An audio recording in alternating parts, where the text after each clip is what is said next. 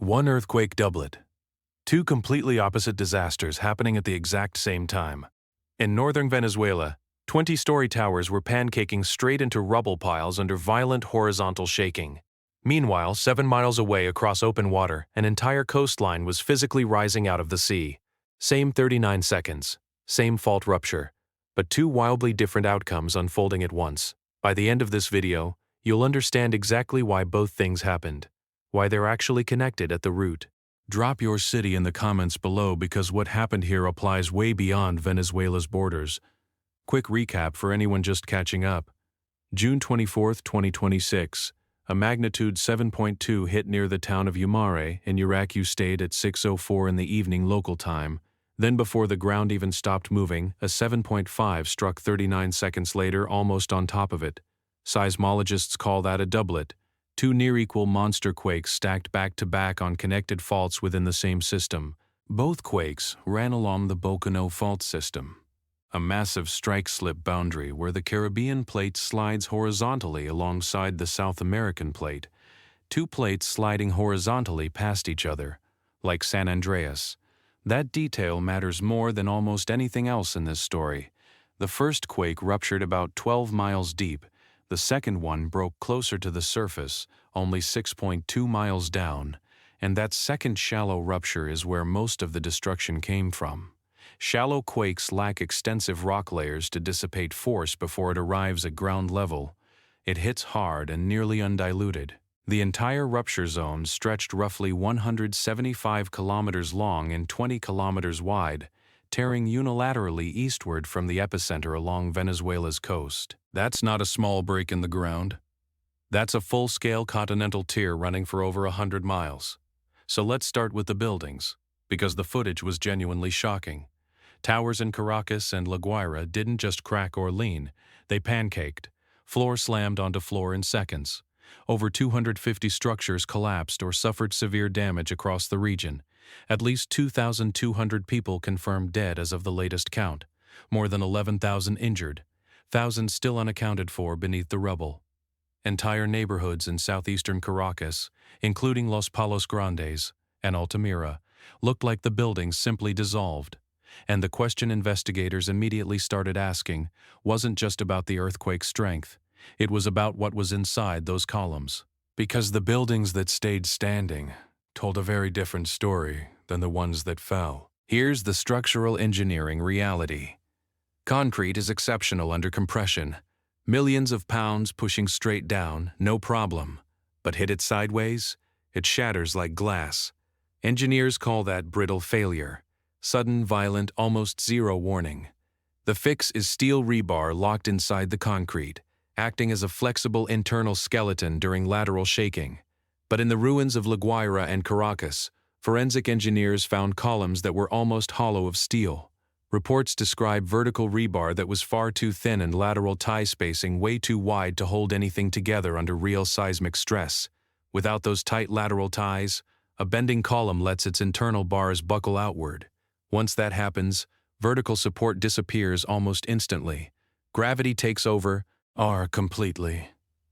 That's the pancake mechanism, and it's one of the deadliest collapse patterns in structural engineering.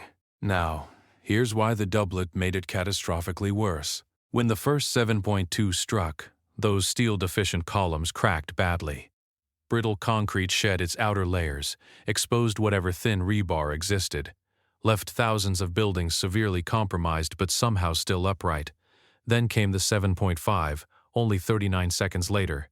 Those already fractured columns took a second round of violent horizontal loading. With the concrete shattered and no proper steel cage to hold the core, the columns exploded under the combined pressure. Venezuela actually saw this exact pattern before. The same fault system leveled Caracas in 1812, killing an estimated 15,000 to 26,000 people. A 7.7 hit again in 1900. Modern seismic codes weren't seriously adopted in Venezuela until the mid-1980s. So a building's age here tells you almost everything about its odds of survival. Years of economic crisis had also eroded construction oversight, to the point where uninspected vertical additions and substandard materials were essentially the norm across northern Venezuela. Here's where this story gets genuinely strange. While buildings were collapsing on land, something completely different was happening offshore. Roughly 7 miles across the water, along the southern coast of Trinidad at a place called Galfa Point, the coastline physically lifted, not a few inches, up to 20 feet straight out of the ocean. Dead marine life, crabs, stingrays, fish, were stranded on newly exposed ground. Videos spread everywhere within hours, showing a beach that simply hadn't existed before. The internet immediately assumed Venezuela's fault had ripped straight across the ocean floor and physically torn into Trinidad. Geologists got there fast, and the real answer was more complicated than any of those theories. Trinidad sits right on the same plate boundary. The South American plate moves laterally relative to the Caribbean plate in that ocean region, moving roughly 3/4 of an inch per year. Decades of that locked motion stored enormous elastic energy in the saturated sediment along Trinidad's southern coastal cliffs.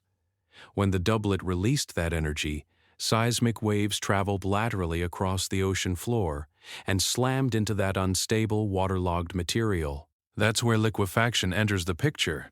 Normally, sand and clay grains stay packed tightly together under pressure. Violent shaking rapidly spikes the water pressure between those grains until they lose contact with each other entirely. Solid ground temporarily behaves like a thick liquid. Millions of tons of that liquefied coastal sediment then began sliding toward a deeper underwater canyon. Think of it like a massive geological seesaw. One end drops into deeper water. The opposite end pivots sharply upward. The shallow shoreline sitting above that pivot point got levered out of the sea in seconds. Witnesses weren't watching tectonic plates buckle directly. They were watching a submarine landslide surface consequence playing out in real time. Here's the physics detail that pulls both disasters together. Strike-slip faults are mostly horizontal movers, two plates sliding sideways past each other. That lateral energy is exactly what shattered those concrete columns without proper rebar. But even predominantly horizontal fault rupture still carries a vertical component at the surface, especially when the rupture moves fast and the geometry isn't perfectly flat. That out-of-plane displacement becomes pronounced along broader zones when conditions are right. It doesn't stay neatly contained at the rupture tip, so the same horizontal energy that destroyed buildings on land also loaded the offshore sediment enough to trigger that coastal seesaw. One rupture, two completely different mechanisms, both rooted in the same 39 seconds of motion. Chile and Mexico both mandate rigorous independent engineering inspections before any major building reaches occupancy today. Japan remains the global benchmark for enforcing seismic codes consistently, running the largest shake table on Earth to test real reinforced concrete structures to failure. Venezuela, by contrast, saw those protections erode almost entirely under years of economic and political dysfunction. UN agencies are currently estimating roughly $37 billion in total earthquake damage. American authorities have dispatched rescue personnel trained for urban disaster response, committing $150 million to recovery efforts. Fault systems like Boconó don't announce their timelines.